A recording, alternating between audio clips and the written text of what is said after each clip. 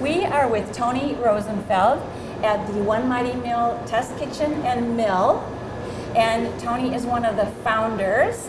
I'm so excited to talk to you today. Tell us the background of how One Mighty Mill came about.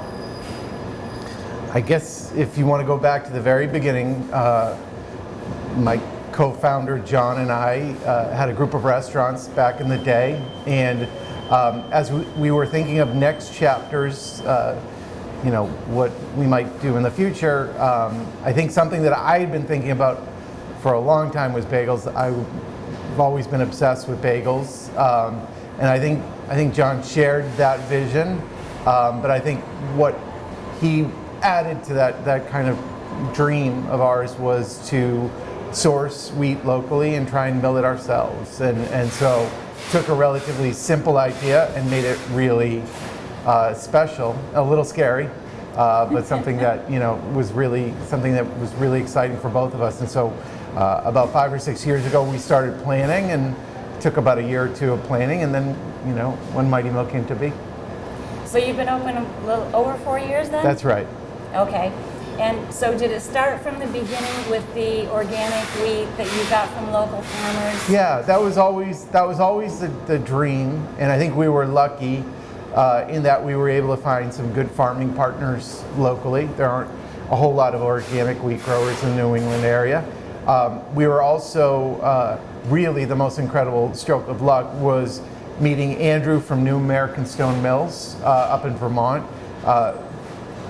Because really without the stone mills, we wouldn't be able to do what we do. And so Andrew was an incredible partner and helped us build this first mill here in Lynn where we are, and then has helped us build 9 additional mills over the years. Wow. And why is wheat so much better when it's stone ground the way you do versus the normal way that flour is processed? I think what it really comes down to is using the entire wheat berry and milling it whole. And I think what's unique to stone mills is that you really do mill the whole wheat berry together as one. Roller mills, even if you put all that wheat back together, they do separate out the 3 different parts, and what gets lost is nutrition. Mm-hmm. And they do that because it has a longer shelf life. Exactly. Yeah. I mean, I think one of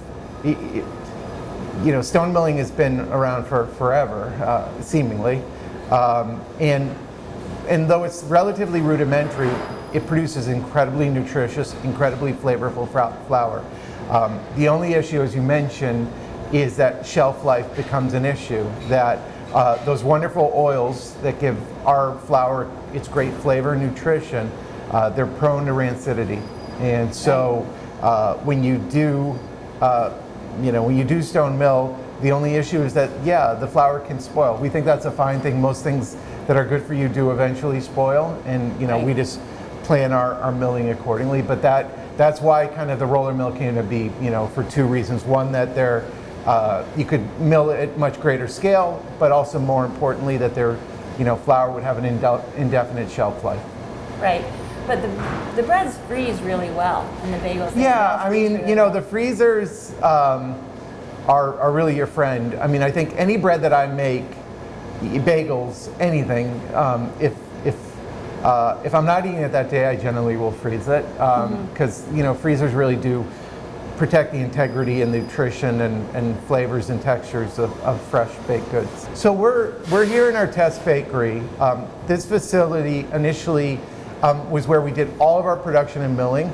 As we've grown, we kind of hit the ceiling on what we could do here, and so we've kind of pivoted, and this location now is our test bakery. And so we're always working on different things. We're either working on new products or existing products, slight tweaks to make them better.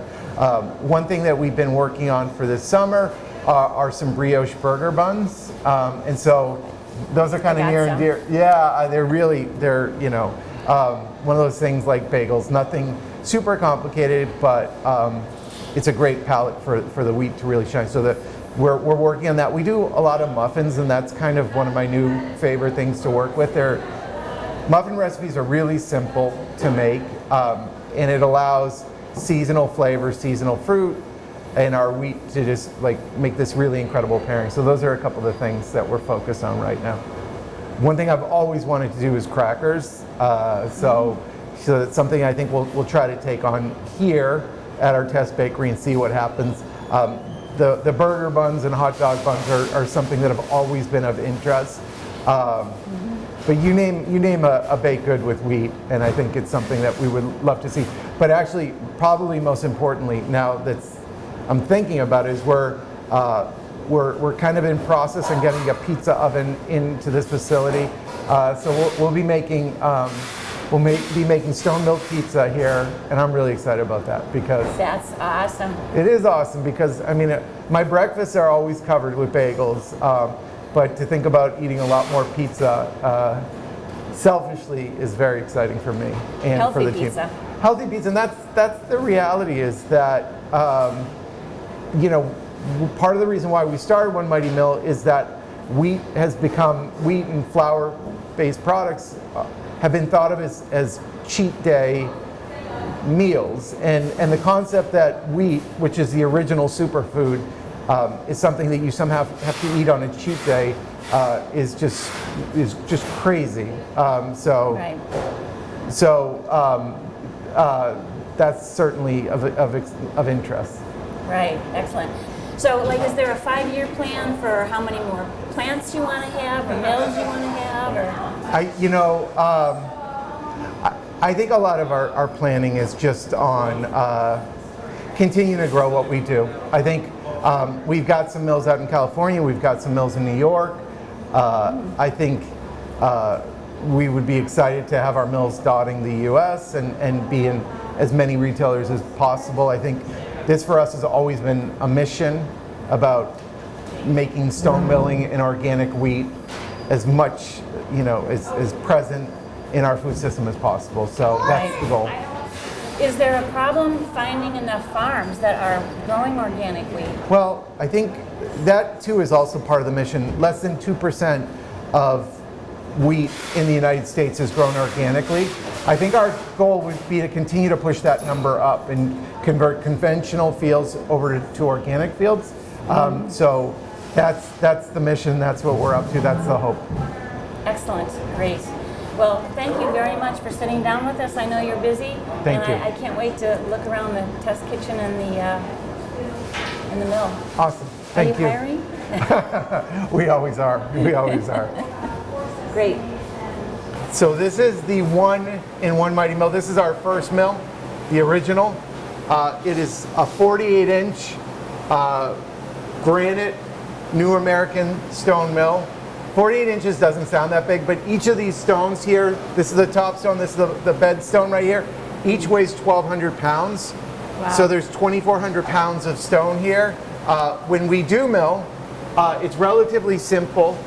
We drop the wheat up into that stainless receptacle, drops down below here. The two stones go to work. Right here, we control how tight the stones are. So as we start milling, we slowly tighten up the stones so that they're almost touching. We control the feed speed right here. And the reality is for stone milling, we generally mill more slowly and as a result, more cold than most. The result is, folks have thought about cold pressed juices or cold pressed olive oil. We kind of cold mill our wheat. The idea being that the cold captures all the nutrition without having it break down. And as a result, you get super flavorful, fresh milled flour. Pound for pound, for a pound of grain that you put in, how much flour do you get out of it? Depending on the application, we could either get 100%. For some of our products, our pretzels, our power gain bread is what goes out more or less what goes in more or less comes out. Okay. There might be a percent or so that gets lost in terms of water weight that just gets kind of cooked off, if you will, as it gets milled. And then there's some applications, some of our bagels, where it's more or less 90% extraction. Okay. So it's the vast majority. If you think about it, most industrial conventional baking is going to use about 65% to 70% of the wheat berries. So that 20 to 30% that you pull out is really just a whole lot of nutrition, a whole lot of flavor, and it's also what I think has probably led a lot of folks to identify as being gluten intolerant, is that they're really just not getting the whole wheat berry as it was intended. That's kind of why we Interesting. stone mill. Okay, yeah. Excellent. If you look at it, you can see all the specs of the bran and the germ. And this is going to be Okay. approximately 90% extraction Okay. right there. And then so we never really go below that. Okay. The only thing that happens though is between the egg and then sometimes just ensuring that we get good lift, it ends up looking a little. But Okay, I was curious about that. Excellent. I mean, it works out in a lot of ways because you get all the nutrition, but also from like a costing perspective, organic wheat is so expensive. Not only do we want to make sure folks get all the nutrition, but we want to use all of it. Yeah. So it would just be bad on so many fronts if we try to pull any of that out. Right. So you can feel good about that brioche bun, though. Excellent. I love them. So we talked, one of our missions this year is talking a lot more about healthy aging, because we're aging. I am too. Yeah, we all are, right? And so how does using your products over the white bread in the store contribute to us being healthier as we age? I was just, I mean, I think it's on how doesn't it? I mean, I think Okay. I was seeing something today about how allergies, the uptick in allergies, is a result in part from lower, low fiber diets. I think, I saw another thing a week ago in the New York Times attributing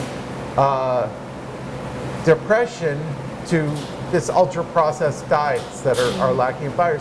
So I think when you think about how we've changed structurally our food systems, so many of our present, maladies of, whether it be, obesity or allergies or diabetes, I think a whole grain diet has always been the foundation of, a really healthful,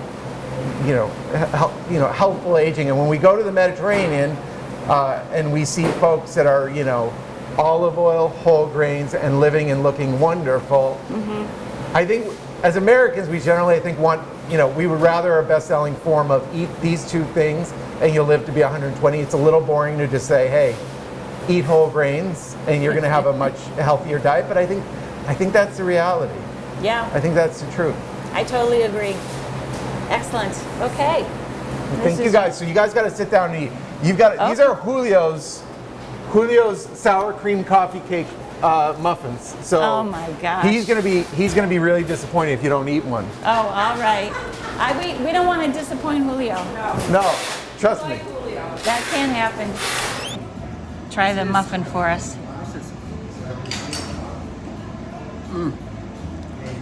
That is good. I could eat a whole plate of these. I want my half. All right. All right, I'm trying for the first time. I'm going to try the top because that's what you do. You have to get the top, right? That's what the kids say.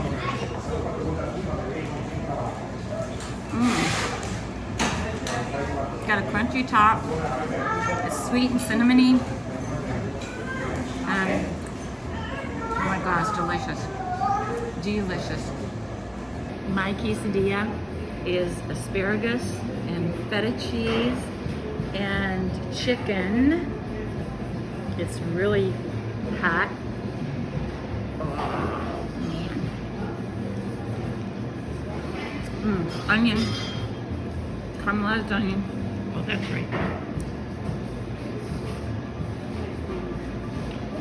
The chicken's really tender. It's got a lot of flavor in there. It's delicious. And the tortilla is really crispy. I love it. Enjoy. Go. What is it? It's spinach, cheddar, pasadena cheese, Pico de Gallo. and I think some tomato. Let's see if there's anything else. No, I don't. But look at this. Ooh. Looks good. How am I going to get this in the mouth? You'll find a way.